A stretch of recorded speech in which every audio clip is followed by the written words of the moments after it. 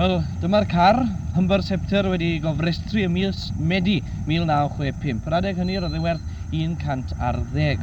Ond 2 mlynedd yn ôl fe dales i 675 o bunnoedd amdano fe. Yn naturiol digon, mae yna nifer o fan frychu arno fe erbyn hyn. Enghraifft, mae yna nifer o grafiadau ar y corff, ar hyd y corff, a bod yn onest. Hefyd, fe ges i smaciau bach yn ei benole, ond erbyn heddi mae hwnnw wedi gwiro, mae popeth yn iawn. Ar ffordd, bore yma ar y ffordd i'r gwaith, fe ath a dwll yn yr exhaust. Ond yn erbyn y brychau hyn, mae yna nifer o ragoriaethau, enghraifft, mae yna deiars newydd reit o gwmpas y car.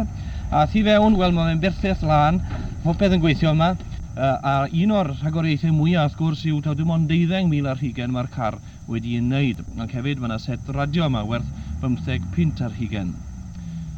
Wel, pe fawn ni'n barod i werthu'r car yma, fydden ni disgwyl cael tua 500 o bunnau amdano fe, ond be mae rhywun yn disgwyl a be mae rhywun yn ei gael, falle yn ddau wahanol beth. Gawn ni weld beth bynnag.